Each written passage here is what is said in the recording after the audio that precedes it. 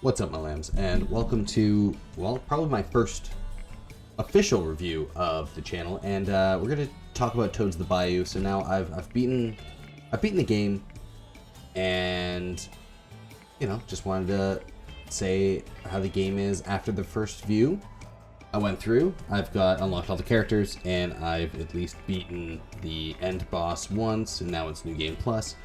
We're gonna start with talking about the characters. We got the leader.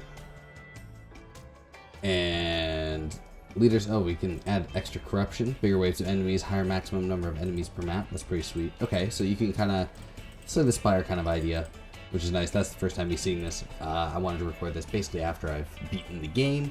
So first things first, I enjoy the game, obviously. Toads the Bayou, pretty fun. Similar to Slay the Spire, but I do enjoy the 3D aspect of the grid map that it uses. Kind of adds an extra little depth. There are less cards, there are less abilities you can use. Not being able to get rid of the frog people you hire is an interesting aspect. Having gold carry over per playthrough is also kind of interesting. You can kind of just build it up and then pretty much guarantee whatever you want with the dice roll mechanic. Kind of interesting. Obviously there's a couple of weird glitches that it has right now. Like sometimes whenever I try and start a new game, these are all really not receptive, and I don't know why there's a lock there. There's some weird little visual things like that, and little tough clicking and things like that, but that's pretty, I can overlook all that. That doesn't matter too much. It's not really affecting the gameplay, but it's there, so I want to talk about it. Artwork, design of the game, awesome. Music, story, pretty cool. You're fighting Baron Sandy. He's taking over the Bayou, and you're fighting again. So yeah, we have, again, the leader. I feel like this character is mostly played with melee combat. Jumping around, getting more movement abilities with it, makes it much easier, and gaining strength. You can just kill things really quickly using the barricades, anything that makes you get abilities when you play traps, really good. Shooting the adjacent enemy with stunning, I feel like that's more of a trap than anything else. So we got that, we got the sister. Using a lot of the shooting, it's a lot of positioning with this one. Gaining a bunch of sniping makes the character obviously insanely good. So you just kind of want to build up that and just one-shot your opponents. You don't want to get too close to them because you push yourself back. So that's really nice. And then the seer is very positional. So getting a movement card is pretty important, but also just being able to make sure you have your totems to place down, so you can get rid of your poison and everything, and then build up strength again for normal attacks is the way to go with that. We'll just play. We'll play through one of these. Try Corruption 1. We'll go through as I talk about the game. I recommend the game. I think it's really cool, especially if they're going to add more to it in the future, like a DLC or something, to get more cards, different aspects. But so far, I've been having a lot of fun. Just playing through how it is. See, we got some little bit of lagginess there. Yeah, for this character, I actually think that we want this. Increasing the maximum health by 1. We're not really playing too much maximum health stuff.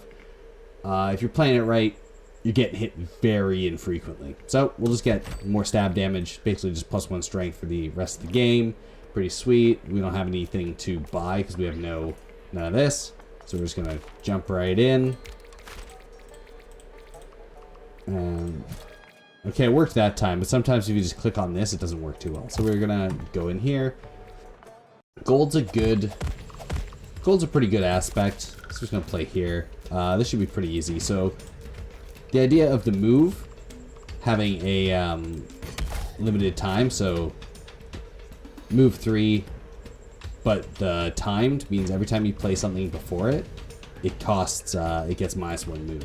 So if I just shoot, let's see, it's move 2 now, move 1, and move 1. Alright. So our first goal is probably to get rid of, it's going to be get rid of our shots in the deck, because, well, we can't use them. So you can deal, it's only going to deal 1. You can see that where they're going to attack and everything. I like that aspect of it too. It's definitely a very strategic game.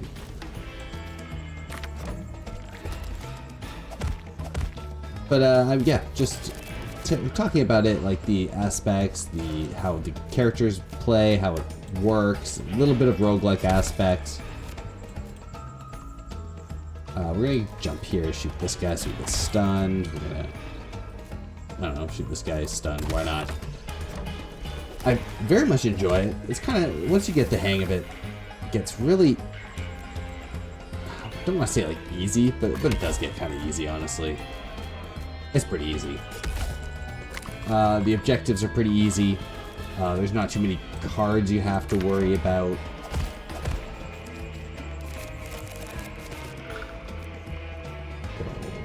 This, move out. Very easy to do. I mean, the beginning map's pretty solid. And we'll just finish this off. Finish the mission, then I'll show you how buying works, how that works. And yeah, so we got the gold. This is permanent throughout all the runs, but the oil only lasts for this playthrough. So you gotta, I mean, you might as well use it up. So we got the card deck. Always 3 cards show up. You can re-roll for 3 gold. You can remove a card for 8. I guess it's more expensive since it's in this mode. And then over here we buy items basically, so they'll show up here, and you can just use it to jump, do that. Pretty useful. The traps, we get automatic traps whenever we kill 2 enemies. So we can always use these to just do it. When they're destroyed, we draw a card. It just makes it so we can make a wall behind them, so when we push them into it, they take damage. Different ways to like attract monsters. Use the board. These don't cost action points, so that is helpful. And then there's these guys, which should also be reroll for 3. Yeah, basically whenever you do a certain amount of actions or something, you get some abilities. But first things first is what we want to do is kind of just remove a card. We're going to get rid of this because we're not playing the shots. Now it would be a bit more consistent. And that's kind of where the weird clicking happens. You kind of have to go above the notes. But yeah. It's more like a how to play than I guess a review. But this is my review. This is how I review, I guess. I've never done a review. And now we all know that. So I just wanted to show this off. Play, say some thoughts, how I feel the game's pretty solid since, yeah, it's pretty solid since I've played it, last time, I guess. Kill this guy. I guess we can move over here, kill this one. Yeah, it's a game slightly more interesting. I wouldn't say it's more interesting than like Slay the Spire, but it's definitely that kind of roguelike. If you're into Slay the Spire, I think you'll enjoy this one as well. But it is a bit simple in the abilities you have, which it does make up for with the 3-dimensional aspect of using the grid. I love a tactical RPG, and this kind of gives that feel of a roguelike tactical RPG, which I'm here for. It's not necessarily hard once you get the hang of it.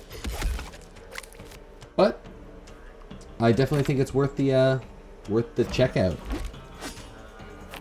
Whenever you lose one of the objectives, you also get a curse, and I think it's a good incentive to want to do the objectives and really like play to having what's going on in there.